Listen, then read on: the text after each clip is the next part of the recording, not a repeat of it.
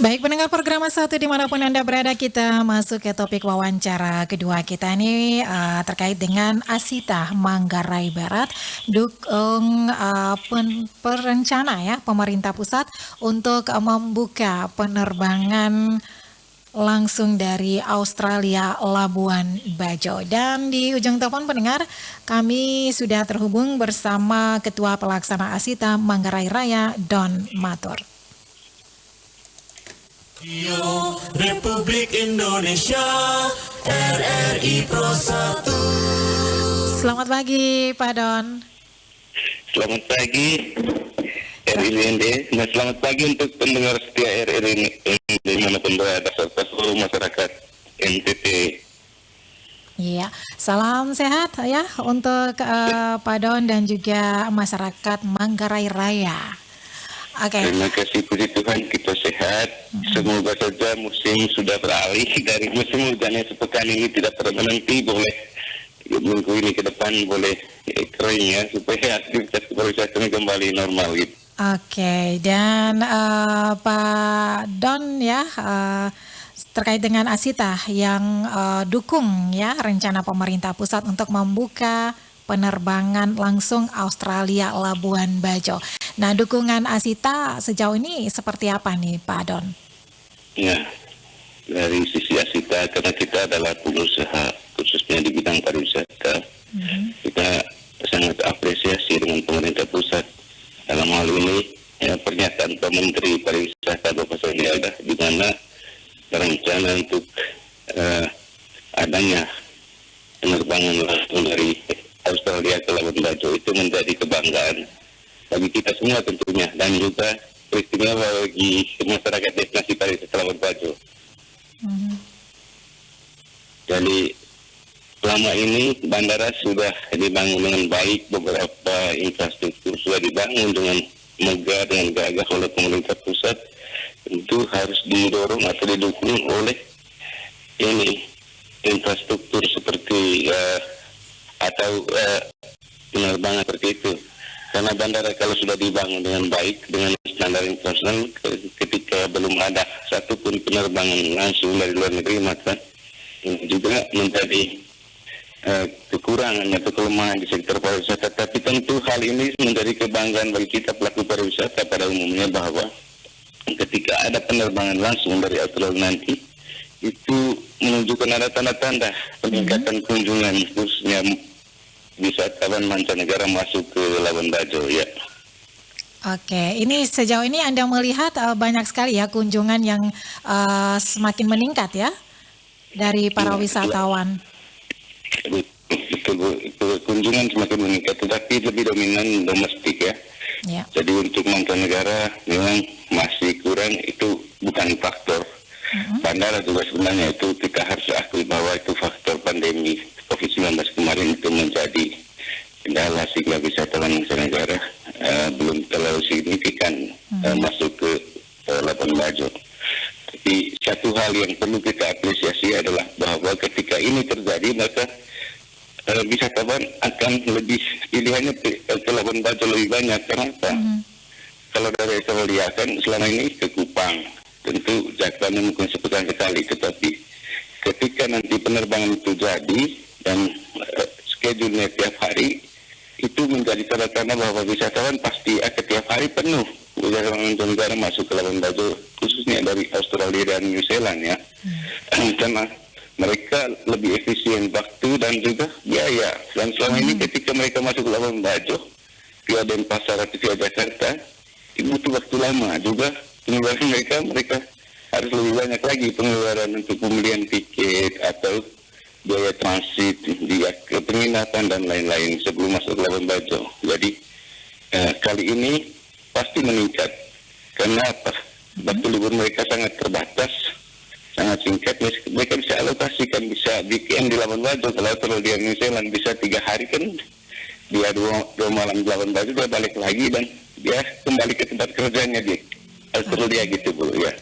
Oke, baik. Dan jika ada pembangunan ya pembangunan pemerintah pusat ya penerbangan Australia Labuan Bajo ini jika benar-benar terjadi di Labuan Bajo ini menjadi salah satu hal penerbangan internasional yang kedua ya di Indonesia, seperti itu ya. Ya, itu saya sudah menyatakan resmi kemarin ketika diwawancara oleh media cetak Boskupang, ya, media ternama di NTT.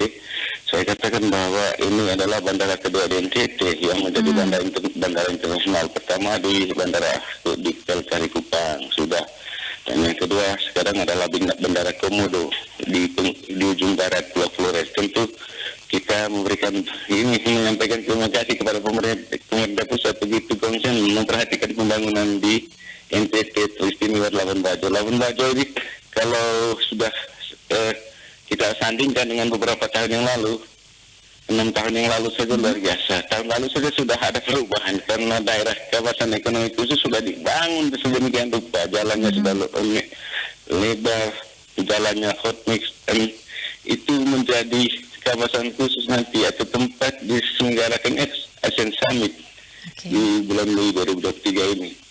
Jadi Labuan Bajo bukan kebanggaan kita orang Manggarai Barat saja, tentu ini menjadi kebanggaan kita sebagai warga NTT ya secara keseluruhan. Karena pemerintah pusat dalam hal ini Pak Jokowi sebagai Presiden RI konsentrasi sekali membangun Labuan Bajo. Wujudnya adalah beberapa kali. Sudah sering kali Pak Presiden kunjung ke Labuan Bajo. Mungkin daerah yang paling banyak dikunjungi oleh Pak Presiden seluruh Indonesia Labuan Bajo ya. Oleh karena itu sekali lagi ya kita sampaikan terima kasih yang sebanyak-banyaknya kepada Bapak Presiden Joko Widodo karena dia sudah memberikan perhatian yang begitu luar biasa untuk Labuan Bajo ya. Oke, dan tentunya ada peningkatan yang luar biasa juga ya, baik fasilitas maupun infrastruktur ya yang ada di Labuan Bajo nih Pak Don ya. Iya betul. Dan kalau dari pemerintah pembangunan untuk mendorong peningkatan kunjungan wisata itu sudah luar biasa. Swasta juga tidak kalah diamnya. Swasta membangun hotel di mana-mana, restoran di mana-mana, apalagi kapal dari kelas standar sampai kelas finisi sudah cukup banyak di Labuan Bajo. Artinya dari sisi sarana prasarana Labuan Bajo sudah siap untuk menyambut wisatawan sebanyak apapun dari negara manapun untuk berkunjung ke destinasi pariwisata Labuan Bajo dan Flores ya.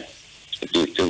Baik, dari Asita sendiri ya untuk ke tempat destinasi wisata yang Anda lihat sejauh ini yang ada di Labuan Bajo ini seperti apa perkembangannya dan juga untuk kedepannya apa yang mau disampaikan nih Pak?